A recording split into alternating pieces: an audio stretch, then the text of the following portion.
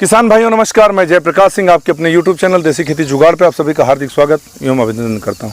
जैसा कि आपने थंबनेल में देख लिया होगा कि धान की सीधी बिजाई DSR विधि जिसको हम बोलते हैं, इसका क्या फ़ायदा है, क्या नुकसान है, सारी चीज़ें आप जान लीजिए। क्योंकि आज के समय में जो लेबर हैं वो मिलने भाई साहब मुश्किल हैं। आप नर्सरी डालिए, नर्सरी डालने के बाद आप खेत तैयार कीजिए, पता चला कि आपका खेत हमारी भाषा में कहते हैं सिवट गया, ख़राब हो गया, तब आपकी जाके नर्सरी लग पाती। आज का लेबर का कंडीशन ये है। यहाँ सारा कुछ हेडक ख़त्म, ना मतलब हमारे को कटाई कराना है, ना हमने उसकी बोआई कराना है। तो किस तरीके से ये खेती की जाती है, इसके हमारे जो स्पेशलिस्ट हैं और जिन्होंने ये खेत लगाया हुआ है, मैं उनसे आपका परिचय कराता हूँ। अपना परिचय दीजिए। वैसे तो सब लोग जानते हैं, हमारे जो सब्सक्राइबर हैं लगभग सब। किसान भाई को राम राम नमस्कार। मेरा नाम अभय वर्मा है, मैं बाराबंकी उत्तर प्रदेश से रही है। ये मैंने आप देख रहे हैं, ये मैंने जो है इसका सर सवाना सीड का लगाया हुआ है। इसमें ये सर मैंने जो वैरायटी लगाई हुई है सवाना 7301। हाँ। अच्छा, ये 3 kg का पैकेट है ना ये? जी। तो ये कितना लगता है 1 एकड़ में? 1 एकड़ में हम सीधी बिजाई करते हैं सर, तो हम रिकमेंड करते हैं किसान भाई 6 से 8 किलो प्रति एकड़। अच्छा, 6 से 8 किलो हिसाब से लोग करते हैं, लेकिन मैंने जो लगाया है सर इसमें 8 किलो प्रति एकड़ की दर से इसकी बिजाई करी है, जो कि अंकुरण शुरू हो चुका है। अंकुरण शुरू हो गया है। ये बताइए, आपने इतनी बिजाई कर दी, क्या इसमें खाद का कोई शेड्यूल चेंज करना होता है या हर्बिसाइड कौन कौन सा लगता है? थोड़ा उस पर प्रकाश डालिए। बिल्कुल। ये जो आप प्लांट सर देख रहे हैं, मैंने लगभग 24 जुलाई को बोया था इसमें। और जो सूखा खेत हमारा था एकदम, मतलब इसमें ढैचा मैंने लगाया था, जुताई करा दी थी और सूखा खेत था। सूखे खेत में हमने इसको रोटावेटर से जुतवा दिया है और उसके बाद फिर हमने जो है इसमें अपना जो फर्टिलाइजर्स हैं वो पहले ही मिला दी थी। हमने लगभग वही 60 किलो प्रति एकड़ की दर से जो है इसमें डीएपी और पोटास ये मिलाया है। और जो है बाद में हमने इसमें माइक्रोराजा भी डाला था सर जी, वो डाल दिया। फिर हमने जो इसकी बिजाई कर दी मशीन के द्वारा। अच्छा। 8 किलो प्रति एकड़ की दर से हमने 7301 ये डाला है।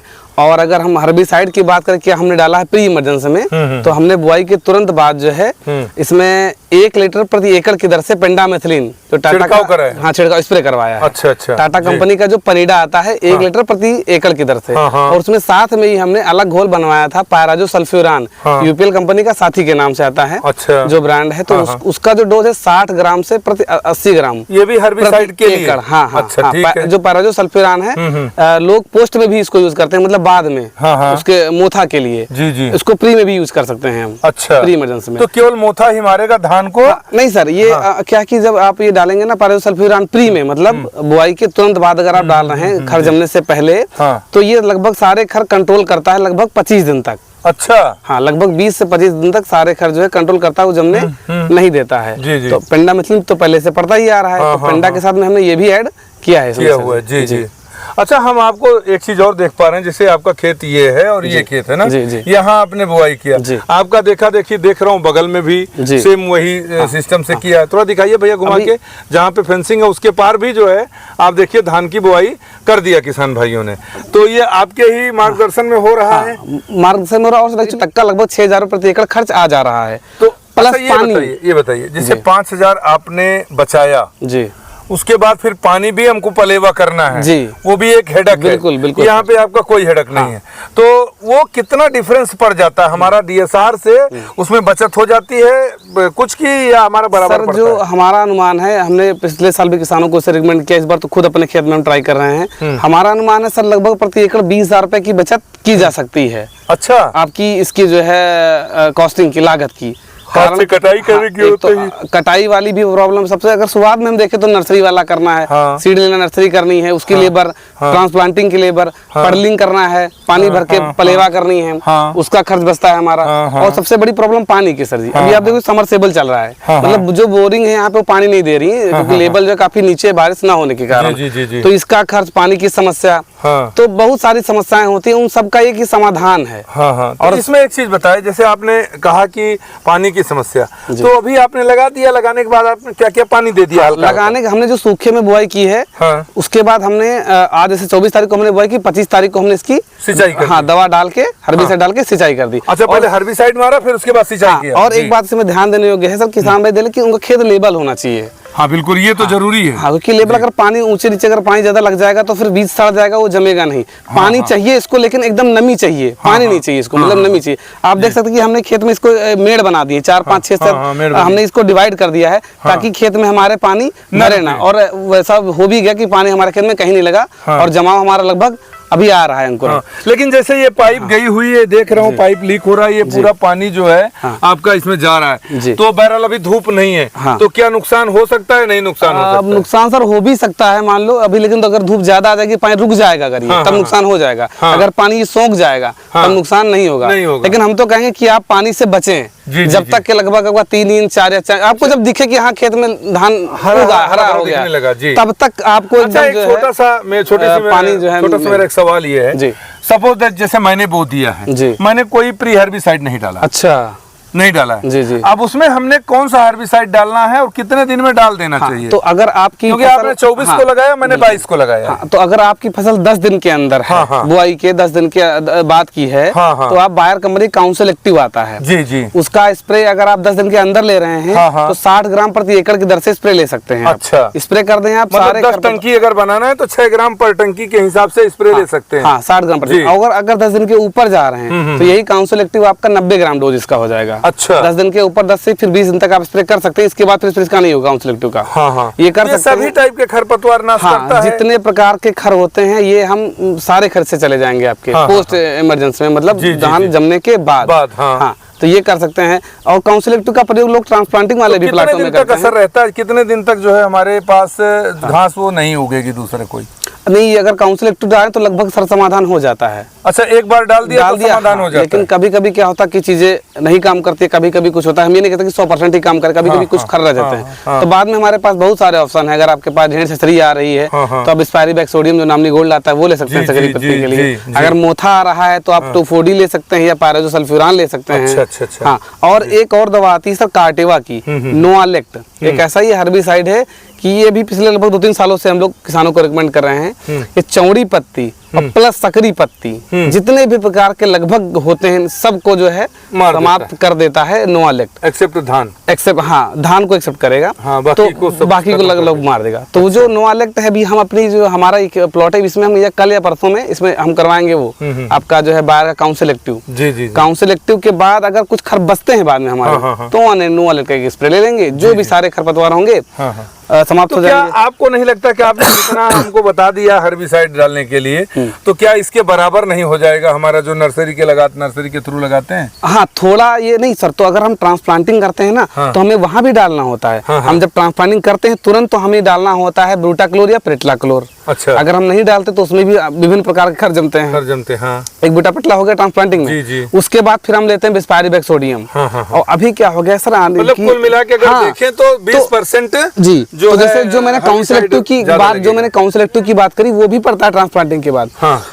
अभी सर क्या हो गया है, बिल्कुल डालते हैं। अभी सर क्या होगा कि मतलब अगर पिछले 5 सालों की बात करें तो इतना रेसिस्टेंसी आ चुकी है खरपतवारों में कि बिस्पायरीबैक से वो 2,4-D उससे काम नहीं चल पाता है। और खर भी इतने नए इतने प्रकार के आ चुके हैं कि हम लोग पहचान नहीं पाए कि नया खर कौन कौन सा आ गया है। भाई पहले के जमाने में क्या होता था कि आज के 5 साल 10 साल पहले बात करें तो ढेर छछरी, अभादा, 2-3 होते थे। अभी अब चिरेदाना है, क्रिसगैली है, तमाम प्रकार के इतने प्रकार खर, पत्थर चट्टा भी आ जाता है। तो क्या है कि अब बिस्पायरीबैक नामनी गोल्ड से काम नहीं चलने वाला। अभी अब नोआलेक्ट डालना पड़ता है, काउंसिल एक्टिव डालना पड़ता है। तो जो हम ट्रांसप्लांटिंग वाले प्लाट में डालते हैं लगभग वही चीजें हमें देखिए एक बड़ा इधर भी डालने खरा सवाल आपके साथ जी बिल्कुल सर। पथरी आपने नाम लिया था ना? पथरी एक ऐसा खर है जो अगर आपने पलेवा नहीं किया है तो फिर से जमेगी, 100% जमता है। तो उसके लिए कौन सी दवा डालना पड़ता है? पलेवा काम कर जाएगी? मेरे पास सर फार्मर आते पलेवा करते हैं अच्छे से, फिर भी पथरी जमती है। हाँ। तो पथरी की दवा क्या है? पथरी सर आपका जो काउंसिल एक्टिव है ना सर, ये अगर आप 10 दिन के अंदर डाल दे रहे हैं तो नहीं जगता है। और अगर उग भी जाए मान लो या काउंसिल जो किसान भाई नहीं डाल पा रहे हैं क्योंकि इसका एक समय है ना, 15 दिन बाद आप नहीं डाल पाते हैं। अच्छा, तो फिर आपको सर लेना है नोआलेक्ट, कार्टेवा का नोआलेक्ट 500 ml प्रति एकड़ की दर से आपको स्प्रे कर देना है। खत्म कर देना किसी भी समय जितने भी खराब खेत में जमे होंगे वो सारे खर जो है मार देगा वो। जी चलिए, बहुत अच्छी जानकारी दी। शायद मैं समझता हूँ कि सब कुछ कवर कर दिया आपने। और यहाँ पे और कोई छुट्टी हो तो हाँ, बताइए। इसमें सर क्या है कि जो DSR है आने वाले समय में ये आप सब लोग गवर्नमेंट का भी एक तो, क्योंकि ग्लोबल वार्मिंग की वजह से, क्योंकि CH4 जो अपनी मीथेन गैस है वो स्रावित होती है ना हमारे खेतों से, तो उससे तो बचाएगा ही, प्लस वाटर कंजर्वेशन, जो पानी की समस्या धीरे धीरे आती जा रही है, तो उसके लिए भी अपना DSR ये काम करेगा, बेहतर काम करेगा। आने वाले लेबर वाली विकल्प यही है। और रही बात पैदावार की, तो पैदावार लगभग उतना ही आता है। हाँ। आपकी अगर वैरायटी सही है, आपकी चीजें सही हैं, तो वैरायटी जो फर्टिगेशन सही है, सब कुछ आपका सही है। और अगर प्राकृतिक में भी आपने मौसम का साथ दिया आपकी फसल को, तो लगभग हम कह सकते हैं 30 से 35 कुंटल पैदावार आराम से आनी है। 30 कुंटल जो आती तो आएगी, यहाँ 35 भी आ सकती है, मतलब उसमें कोई दिक्कत नहीं प्रति एकड़। अगर ये आप धान जो सवा हाँ नहीं, सवा का भी लगा सकते हैं, 73 कोई ऐसा रिकमेंडेशन की यही धान होगा। आप मध्यम मोटा कोई भी धान लगा सकते हैं, हमने कई सारी वैरायटी लगवाई हैं, तो आप लगा सकते हैं, कोई दिक्कत नहीं। लेकिन अभी सवा क्या कि पिछली बार मैंने मंसूरी लगाई थी, उसका वीडियो मैंने नहीं डाला इसलिए कि थोड़ा सा जर्मिनेशन मेरा कम हुआ, मेरी गलती थी कि परसेंटेज उसका जर्मिनेशन का 85 था और मैंने बीज कम डाले थे। लेकिन बाद में हमने उसके ऊपर वो चला दिया, हिंगा।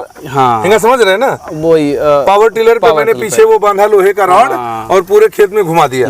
विश्वास करोगे कि पूरा खेत पूरा इतना बढ़िया भर गया कि 14 बिस्सा, मतलब आधा एकड़ से कम में मैंने 11 कुंटल धान लिया था।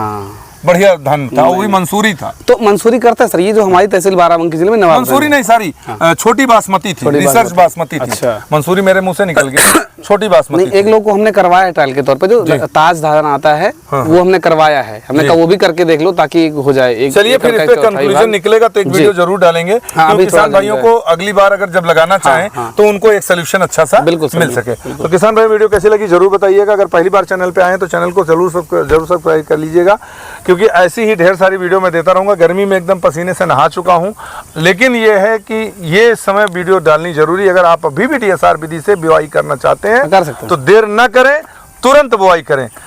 मैंने बुआई की थी, आपने मशीन से बुआई की, मैंने हाथ से छिटुआ बुआई किया था, लेकिन फिर भी मेरा जर्मिनेशन बहुत शानदार कर सकते हैं सर। मशीन कोई ये जरूरी नहीं कि मशीन से ही करना है, आप ऐसे भी कर सकते हैं। और कुछ किसान भाई तो हमारे से जानते हो कैसे करते हैं, जैसे खेत की जुताई कर दिए, खेत की जुताई किए, जुताई में ऐसे बुआई कर दिए, 8 किलो या 6 किलो प्रति एकड़ वो दिए, फिर वो पाटा लगा देते हैं, फिर वो समझ लो कुण में आ जाता है ना, जो कहते हैं कुड़िया आ गया पहले कहते थे लोग ना, कुण फिर वो लाइन से हो जाता है, वो भी कर सकते हैं आप। जी जी जी, तो मतलब कोई भी तरीका कर सकते हैं। अब मशीन से है तो इसमें डिस्टेंस मेंटेन रहती है। रोटावेटर से मैंने मिला करके बराबर कर दिया था और मैंने स्प्रिंकलर लगा दिया, बहुत शानदार मेरा धान। वो तो बढ़िया है, बस इतना हुआ कि मेरे को स्प्रिंकलर बाहर करना पड़ा, फिर उसको मतलब एक बार मेन सर शुरुआत में यही कि हमें देखना है कि बस पानी हमारे खेत में ना लगे, खेत लेवल होना चाहिए बस, बाकी तो सही है सर, हो जाएगा, कोई दिक्कत नहीं है।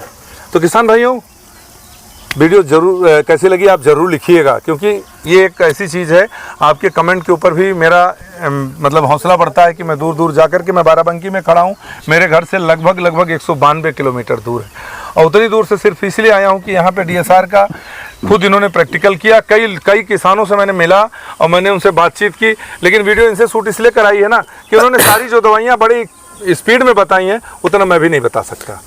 वो हम वीडियो दे देंगे, आप डाल देना सर, फोटो सारे देंगे दवा का आपको। जी जी, मैं बिल्कुल वो पूरी जो फोटो जरूर दीजिएगा, जिससे किसानों को आसान हो जाए। तो किसान भाइयों, फिर मिलते हैं एक अच्छी वीडियो। नमस्कार, जय जवान जय किसान।